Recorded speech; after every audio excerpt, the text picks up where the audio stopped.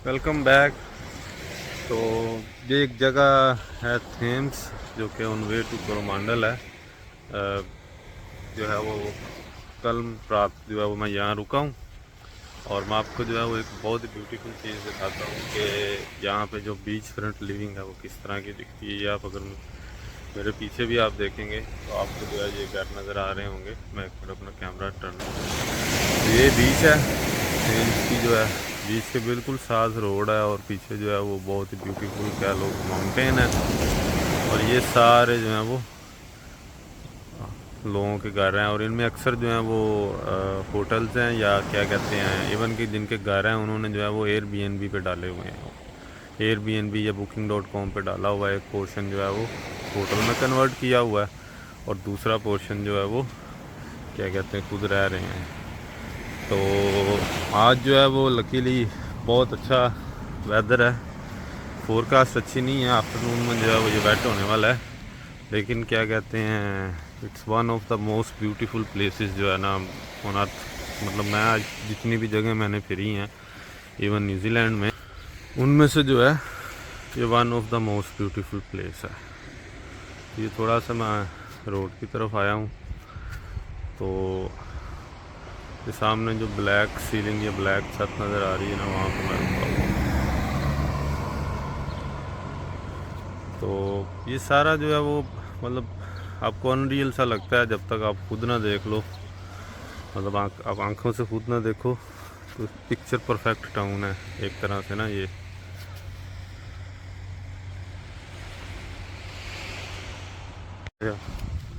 हाँ जी, तो इधर जो है वो मैं रुका हुआ हूँ। ये घर जो मैंने आपको पहले बताया था, ब्लैक सीलिंग वाला जो घर, ये भी इसने लगाया हुआ है, फॉर सेल है। तो अभी जो है वो हम अपने फाइनल डेस्टिनेशन जो कोरोमांडल है उसकी तरफ निकल पड़े हैं। It's a beautiful day. आज बहुत सनी डे है। रात को जो है वो काफ़ी बारिश हुई है, तो उसके बाद जो है वो अभी आप देख सकते हैं धूप निकली हुई है और विंड भी नहीं है। तो it's just our good luck के वेदर बहुत अच्छा है। रास्ते में जो है वो एक दो जगह आएंगी जो कि काफ़ी फेमस है। उनमें एक टापू है, TOPU, बहुत फेमस जगह है, उधर भी हम रुकेंगे। और उसके बाद फिर कुछ पॉइंट्स हैं साइट सीइंग के, वो मैं कहता हूँ completely out of the world लगते हैं। तो स्टे ट्यून्ड।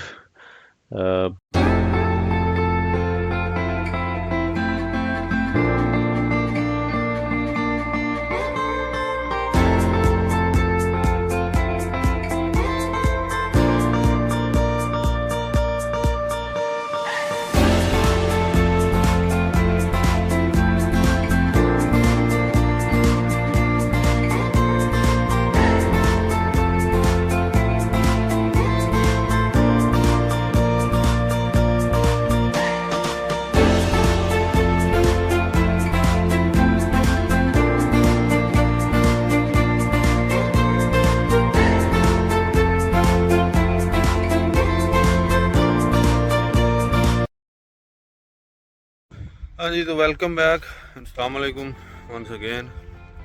तो अभी एक जगह आई है टापू,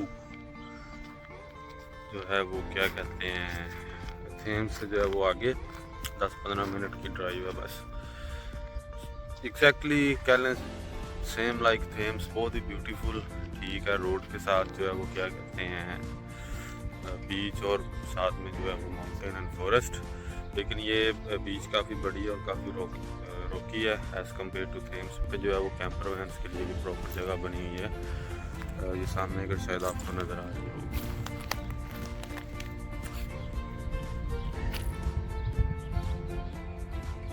और ये बीच जो है ये काफ़ी बड़ी है एज़ कम्पेयर टू जो है वो थेम्स या सम अदर बीचेस। ठीक है, और वही कंसेप्ट, बीच फ्रंट होम्स हैं। ठीक है, और सुपर एम्प्टी बीच है। ठीक है, आप देख सकते हैं कोई क्राउड नहीं है, आराम से जो है वो स्विम करो, कायक करो। ठीक है, चिल मॉल है।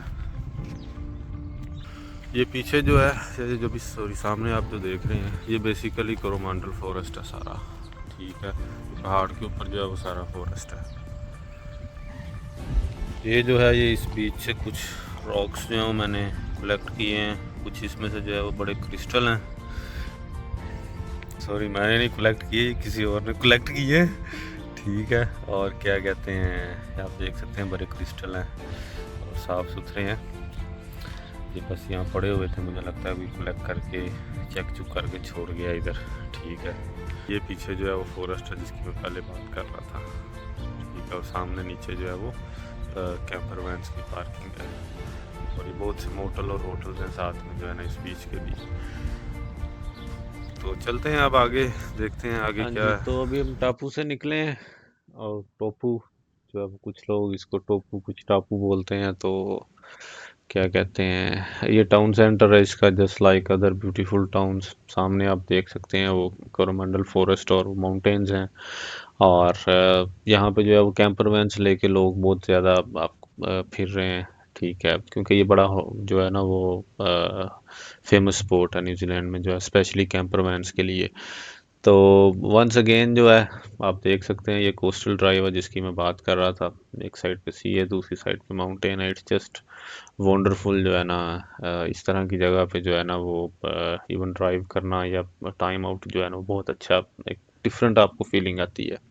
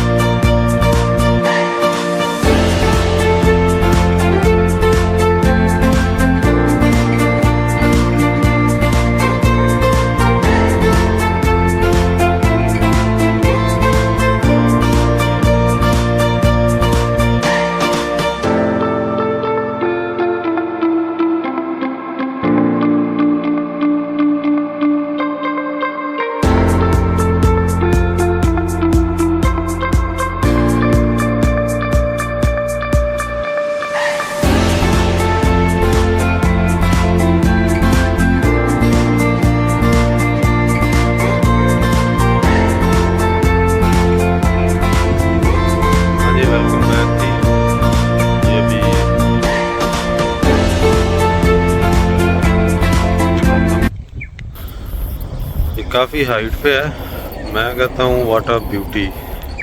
ठीक है, सी के साथ जो है वो ग्रासी माउंटेन्स हैं, वो एक अलग ही जो है ना वो पिक्चर प्रेजेंट कर रहे हैं। ये जो है सेम पॉइंट पे दूसरी तरफ से व्यू है। मैं कहता हूँ what a lovely and beautiful point. क्या कहते हैं, व्हाट अ वंडरफुल प्लेस। ठीक है ना।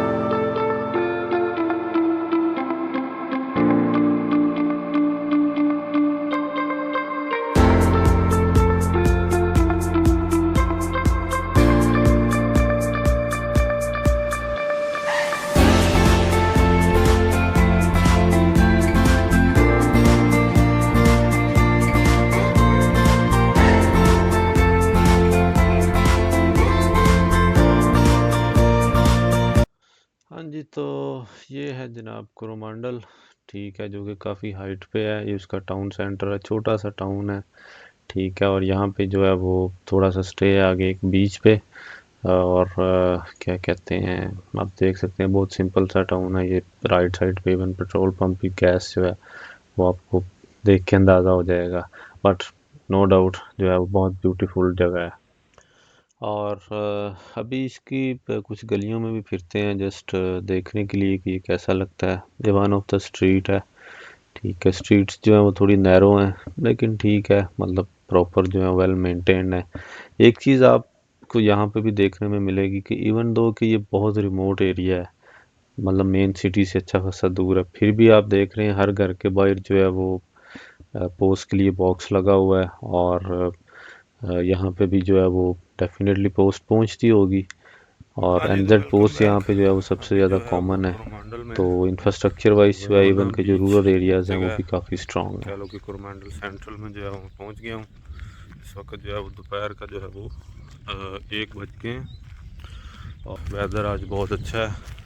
ठीक है, हल्की सी विंड है, लेकिन क्योंकि धूप है तो इसलिए बहुत ही अच्छा है।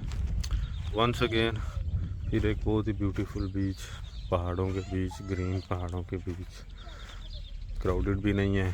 ठीक है, तो क्या कहते हैं, एज़ यूजुअल जो है इट्स अ ब्यूटीफुल डे। और यहाँ पे जो है वो मैं अभी करूँगा अपना लंच। मैं साथ कैरी कर रहा हूँ क्योंकि यहाँ हलाल फूड का बहुत इशू है। उसमें मैं लेके आया हूँ जनाब आलू चने, जो कि मैंने घर में बनाए थे। अब यहाँ पे बैठ के लंच करूँगा। उसके बाद फिर जो है आगे अपनी फर्दर जो डेस्टिनेशन है उस पर कंटिन्यू करेंगे। ठीक है, आपको थोड़ा दिखाता हूँ ज़रा अपना लंच। ठीक है, ये लंच है। तो मिलते हैं फिर। बीच में मैंने एक चीज़ नोट की है, ये क्राउडेड ना होने की एक वजह ये भी है कि यहाँ जो ज़्यादातर लोग आते हैं वो बोटिंग के लिए आते हैं, अपनी बोट डाली समुंदर में और आगे निकल के फ़िशिंग वगैरह के लिए।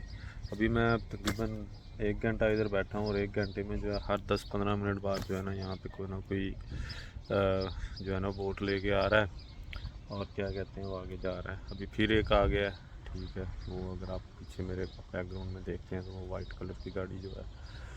तो सम टाइम मैं ये सोचता हूँ कि आखिर क्या कहते हैं, तो आखिर ये लोग क्या करते हैं। असल में बात ये है कि सिस्टम जो है वो यहाँ का इतना जो कह लें स्ट्रॉन्ग है, या लोगों के शौक़ की भी बात है और दूसरा कुछ सिस्टम का भी डिफरेंस है। ठीक है, बोट्स वाले भी आ रहे हैं, ज़्यादातर इनमें लोग जो हैं वो अच्छी खासी एज मैच्योर एज के हैं। तो क्या कहते हैं, और इनमें अक्सर वर्किंग क्लास भी है। इवन मेरे कुछ कुलीग्स हैं, उनके पेरेंट्स की बोट्स हैं।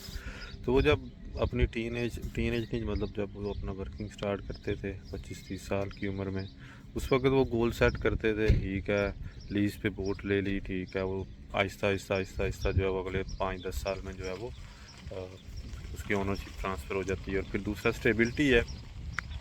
ऐसा नहीं है कि क्या कहते हैं आपने कुछ लिया और आपके साथ 2 नंबरी हो जाएगी, एक वो भी बहुत बड़ा फैक्टर है। और उसके अलावा जो है वो इनकम लेवल जो सबसे बड़ा फैक्टर है। मतलब आप यहाँ पे मिनिमम वेज भी जो है वो इतनी है कि एक सिंगल पर्सन जो है, ठीक है पूरी फैमिली नहीं, लेकिन एक सिंगल पर्सन ही जो है वो एक रीज़नेबल लाइफस्टाइल एंजॉय कर सकता है। आप अगर बात करते हो एक छोटी सी एग्जांपल है मैकडोनल्ड की, तो यहाँ पे जो आवरली सैलरी है, उस आवरली सैलरी में आप जो मिनिमम सैलरी कमा रहे हैं लोग, वो एक फुल अच्छी मील जो है मैकडोनल्ड की एंजॉय कर सकते हैं। तो यही चीज़ें होती हैं आम वर्किंग क्लास के लिए। ठीक है, बाकी वो बिज़नेस क्लास के लिए तो फिर ज़ाहिर बात है, वो तो हर मुल्क उनके लिए है, वरना उनके पास पैसा है, वो कुछ भी कर सकते हैं। तो यही वजह है कि ऑस्ट्रेलिया न्यूजीलैंड जो है वो इमिग्रेंट्स को अट्रैक्ट करता है। मतलब कह लें कि किसी के साथ ज़्यादती नहीं होती। ठीक है, एक जो है ना वो प्रॉपर जो है हर चीज़ जो है वो अलाइंड है, ऑर्गेनाइज होकर आपको नज़र आएगी। तो ये आज का ट्रिप था। आज कोरोमंडल में आया हूँ। अभी जो है वो 1-2 घंटे मैं यहाँ और गुजारूँगा। उसके बाद जो है ना फिर वापस ऑकलैंड निकल जाऊँगा। ठीक है, कल पब्लिक हॉलीडे है तो कल रेस्ट कर लेंगे, क्योंकि यहाँ से ऑकलैंड भी 3 घंटे की ड्राइव है। अगर और मैं स्लो ड्राइवर हूँ तो मेरे लिए तो शायद 3.5 घंटे की होगी। तो thank you very much. Please like, subscribe and share.